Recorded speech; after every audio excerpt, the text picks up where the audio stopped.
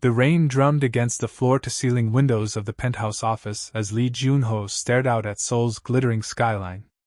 At 32, he was the youngest CEO in his company's history, having inherited the multi-billion-won empire after his father's sudden death 2 years ago. Success had come at a price.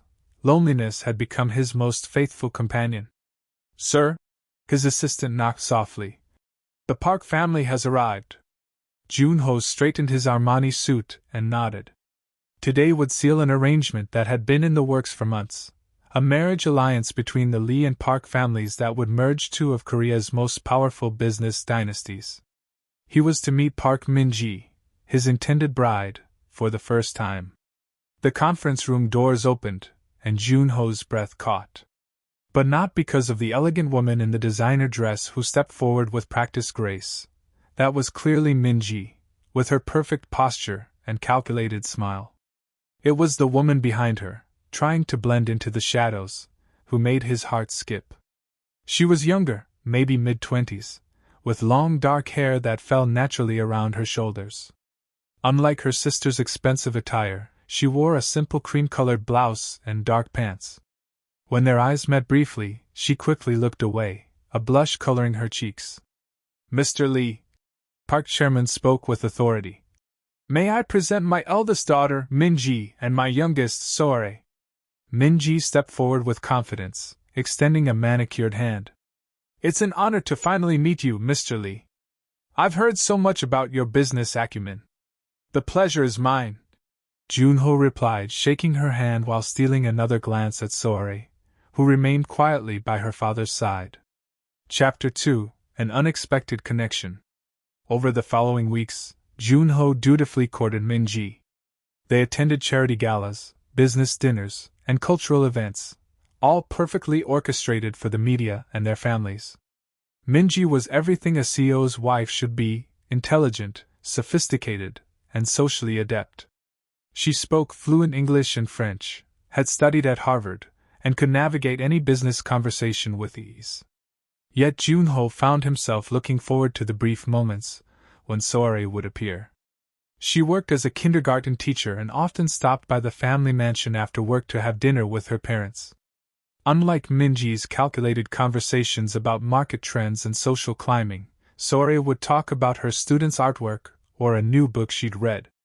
One evening, at a family dinner hosted by the Parks, Jun-ho excused himself to get some air in the garden. He found Soare there, sitting by the koi pond with a sketch pad in her lap. "I'm sorry," she said, scrambling to stand when she noticed him. "I didn't mean to intrude on your time with—" "Please don't go," he said softly. "What are you drawing?" She hesitated before showing him a delicate sketch of the garden at sunset. "It's nothing special. I find drawing helps me think." "It's beautiful," he said, genuinely moved by the emotion captured in her simple lines. "You have real talent." "Thank you, but it's just a hobby. Min-ji always says I should focus on more practical things." Soare's voice carried a note of resignation that tugged at Jun-ho's heart. They stood in comfortable silence, watching the koi swim in lazy circles. For the first time in years, Jun-ho felt at peace. "Mr. Lee?" Min-ji's voice cut through the evening air. "There you are. Father wants to discuss the wedding timeline." Jun-ho saw Soare take a step back, creating distance, and he felt something precious slip away. Chapter 3: The Growing Attraction. As the wedding preparations intensified, so did Jun-ho's internal struggle. He threw himself into work, hoping to suppress the growing feelings for Soare, but fate seemed determined to bring them together. When Min-ji fell ill with food poisoning the night before an important charity auction, Soare was asked to accompany Jun-ho instead. She protested, saying she didn't have anything appropriate to wear, but their mother insisted, lending her one of Min-ji's gowns. Jun-ho waited in the foyer, adjusting his cufflinks nervously. When Soare appeared at the top of the staircase, his breath caught. The midnight blue dress transformed her, but it was her nervous smile and the way she tucked a strand of hair behind her ear that made his chest tighten. "I feel like I'm playing dress-up," she whispered as he offered his arm. "You look perfect," he said, and meant it. At the auction, While Junho networked with business associates, Soare found herself drawn to the art pieces. Her genuine appreciation for each work, her thoughtful observations about technique and emotion, revealed a depth that captivated him. "You really love art," he observed as they stood before a landscape painting. "I studied art education in college," she admitted. "I wanted to be a painter, but—" She shrugged. "Practical choices, you know? What if practical isn't always right?" Their eyes met, and for a moment, the crowded auction house faded away. There was an understanding between them, a connection that felt both thrilling and forbidden. The spell was broken when a photographer approached. "Mr. Lee, could we get a photo of you and your fiancée for the society pages?" Soare stepped back quickly. "Oh, I'm not. She's my fiancée's sister," Junho corrected, but the photographer had already moved on to other subjects. The drive home was thick with unspoken tension. As they pulled up to the Park mansion, Soare spoke softly without looking at him. "This can't happen, Mr. Lee. Whatever this is, it's not fair to Minji. She's a good person, and she deserves better than to be betrayed by her own sister." Junho wanted to tell her that he couldn't stop thinking about her, that every conversation with Minji felt hollow compared to 5 minutes in her presence, but he knew she was right. "I know," he said simply. "I'm sorry." Chapter 4: The Confession.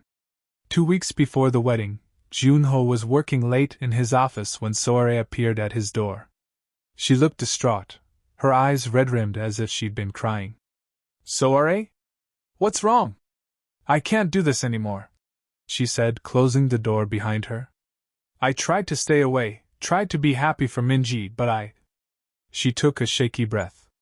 "I think I'm falling in love with you, and I hate myself for it."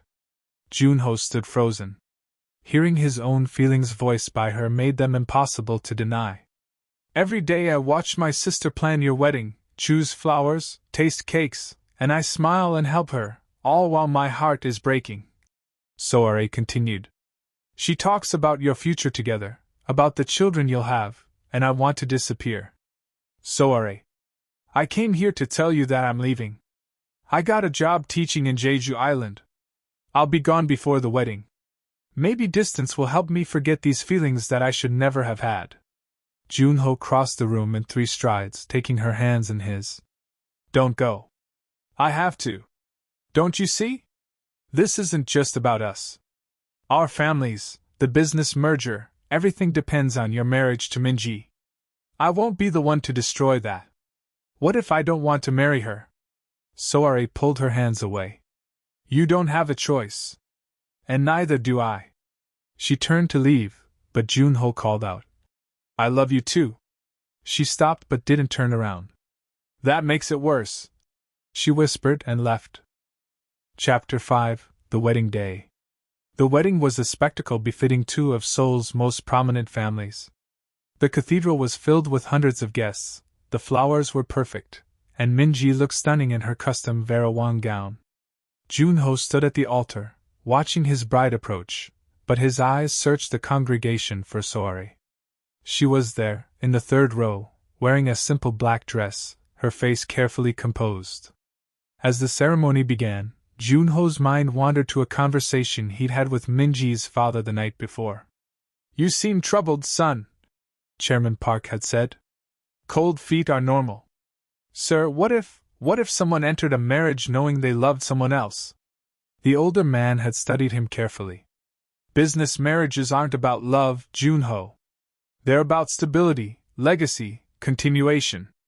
Love is a luxury we can't always afford. But is that fair to your daughter? Minji understands her role. She's been prepared for this kind of marriage her entire life. She doesn't expect grand romance, she expects respect, partnership, and security. Can you give her that?" Now, as the priest asked if anyone objected to the union, Junho felt the weight of that conversation. The silence stretched for what felt like eternity, and he saw Soare's hands clenched in her lap. "Speak now or forever hold your peace," the priest intoned. The cathedral remained silent. Soare's eyes were closed, tears streaming down her face. "I do," Junho heard himself say when the priest asked for his vows. Minji smiled, radiant and victorious. Chapter 6: The Revelation. The reception was elegant and perfectly executed. Junho and Minji moved through the evening like the power couple everyone expected them to be, cutting the cake, making speeches, dancing their first dance to the applause of Seoul's elite. But as the night wore on, Junho noticed Soare's absence. She had slipped away after the ceremony. "Where's your sister?" he asked Minji during a quiet moment. "Oh, she had to leave early. Something about finalizing her move to Jeju," Minji replied casually. "She's leaving tomorrow morning. I think the distance will be good for her." A chill ran down Junho's spine. "What do you mean?" Minji's smile faltered slightly. "Surely you've noticed how she looks at you. It's quite obvious, really. She's had a schoolgirl crush for months. Mother and I thought it best if she had some space to get over it." The casual way Minji dismissed her sister's feelings that mirrored his own, made Junho's stomach turn. "You knew?" "Of course I knew. I'm not blind." Minji's voice hardened slightly. "But it doesn't matter, does it? You chose me. We both understand what this marriage is: a merger, a partnership, a practical arrangement. Personal feelings are irrelevant." Junho stared at his new wife, seeing her clearly for the first time. She wasn't just sophisticated and intelligent, she was calculating and cold. She had known about his feelings for Soare and had proceeded anyway, treating her sister's heartbreak as a minor inconvenience. "You manipulated this situation," he said quietly. "I secured our future," she corrected. "Now, shall we return to our guests? People are starting to notice our absence."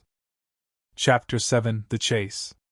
At 3 a.m, Junho stood outside Soare's apartment building in the rain, still wearing his wedding tuxedo. The lights in her window were on, she was probably packing. When she answered the door, her eyes widened in shock. "Junho? What are you doing here? You should be with Minji."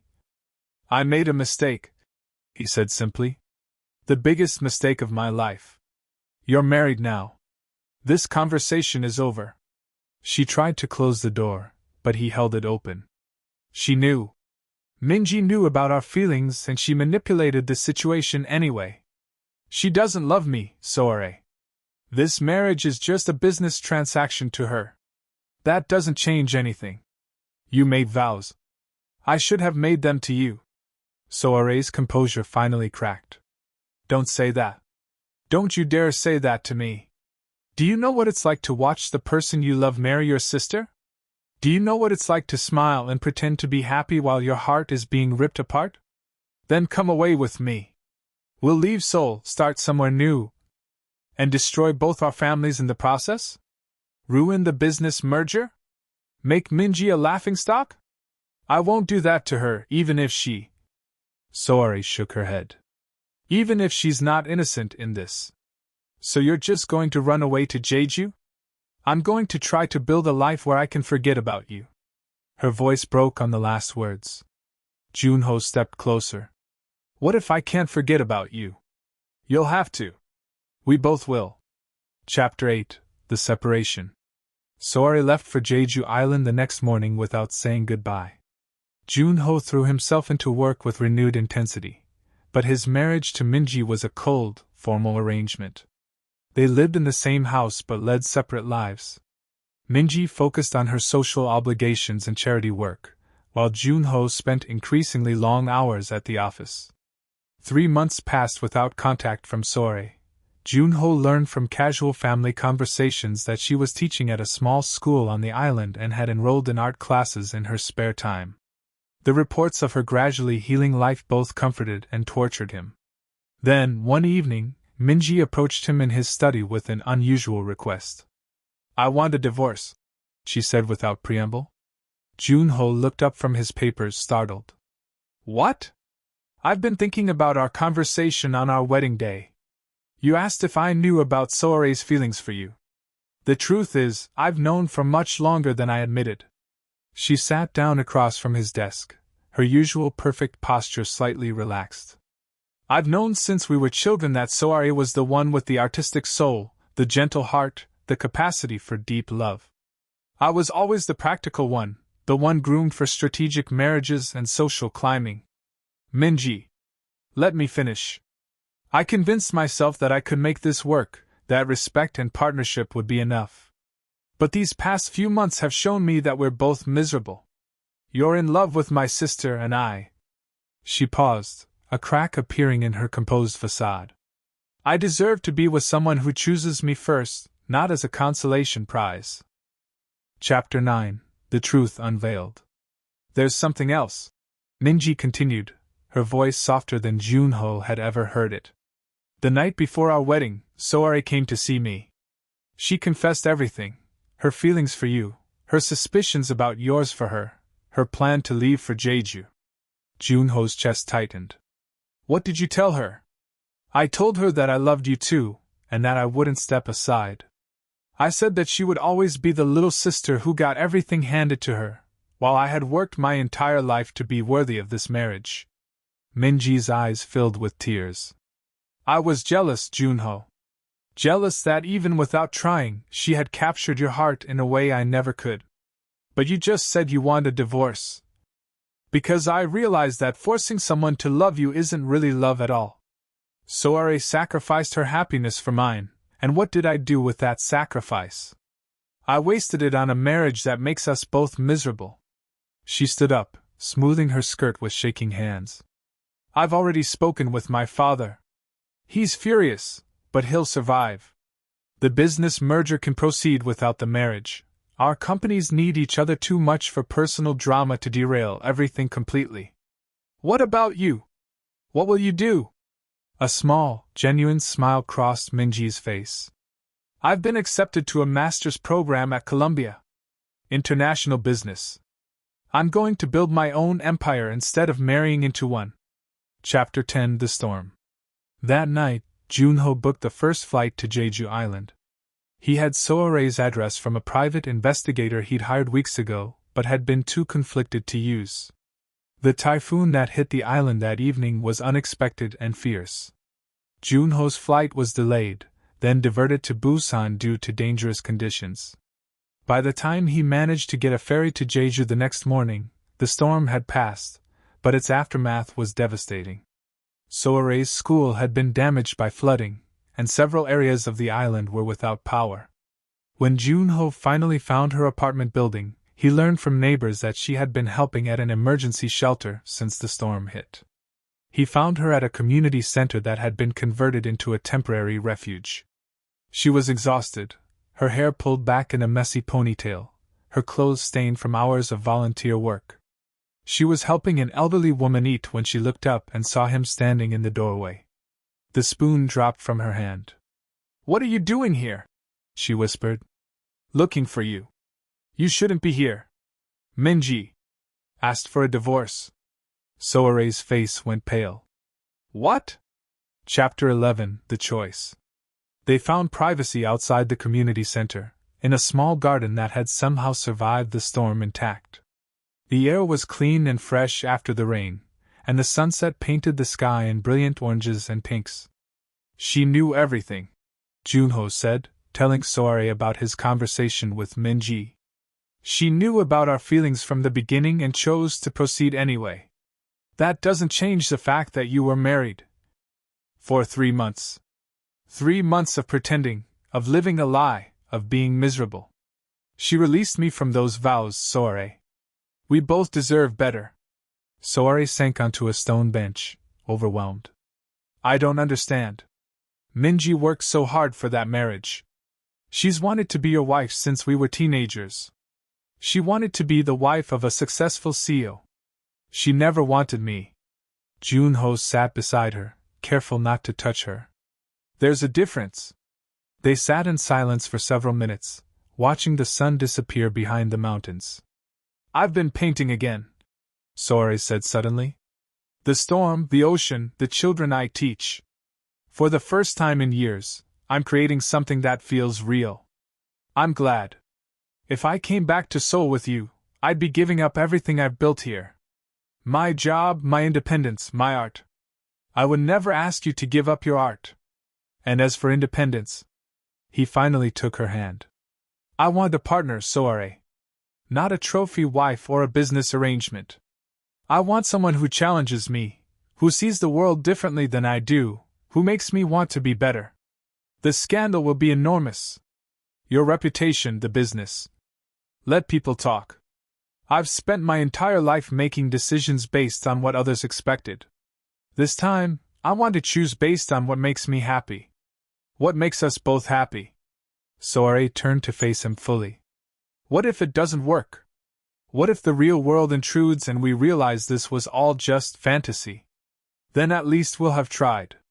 At least we'll have been honest about what we wanted instead of settling for what we thought we should want. Chapter 12: The New Beginning. 6 months later, Junho stood in the same gallery where he had first noticed Soare's artistic eye. But this time, it was her paintings on the walls, vibrant landscapes of Jeju Island, tender portraits of her students, abstract pieces that captured the emotional journey of the past year. The opening was a success, with red dots appearing next to painting after painting as collectors snapped up her work. But Junho only had eyes for the artist herself, radiant in a simple black dress as she spoke passionately with admirers about her technique and inspiration. She's talented, a voice said beside him. He turned to find Minji, elegant as always, but with a softer quality he never noticed before. You came, he said, surprised. Of course I came. She's still my sister. Minji's smile was genuine. I start at Columbia next month, you know. I'm terrified and excited. How are your parents handling everything? Mother is gradually accepting that her daughters aren't going to follow the traditional paths she planned. Father is actually proud of Soare's success, though he never admitted publicly. She paused. And you? Are you happy?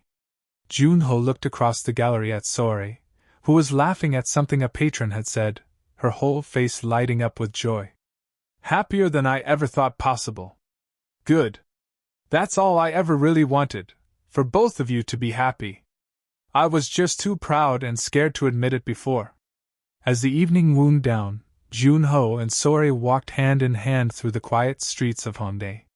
The scandal of their relationship had indeed been enormous initially, but like all gossip, it had faded as new dramas captured the public's attention. I have something for you, Junho said, stopping under a street light. Another surprise? You've already given me so much, the gallery showing, the studio space. This is different. He pulled out a small velvet box, and Soare's breath caught. I know we've talked about taking things slowly, about building something real and honest. But I also know that I want to spend the rest of my life with you. Soare Park, will you marry me? She opened the box to find not the enormous diamond she might have expected for a CEO's proposal, but a delicate ring with a small sapphire surrounded by tiny diamonds, beautiful but understated, just like her. It's perfect, she whispered, tears streaming down her face. Is that a yes? Instead of answering with words, she kissed him under the streetlight, pouring all her love and hope for their future into that single, perfect moment. Epilogue, 2 years later. The wedding was nothing like Junho's first one. Instead of a grand cathedral, they chose a small beach chapel on Jeju Island. Instead of hundreds of guests, they invited only family and close friends. Instead of a designer gown, Soare wore a simple white dress she had chosen herself, with wildflowers in her hair. Minji served as maid of honor, having returned from New York for the occasion with stories of her MBA program and hints about a promising relationship with a classmate. As she watched her sister exchange vows with Junho, her eyes were bright with genuine happiness. I love you, Junho said as they stood before the ocean. Not because you're perfect, but because you're perfectly yourself. I love you too, Soare replied, for teaching me that the right choice isn't always the safe choice. As they kissed to seal their marriage, the sun set behind them, painting the sky in brilliant colors that would have been impossible to capture in any painting, a masterpiece that existed only in that moment, just like the love they had fought so hard to find. The prosperous man had finally learned that true wealth couldn't be measured in one or business deals, but in the depth of connection with another soul.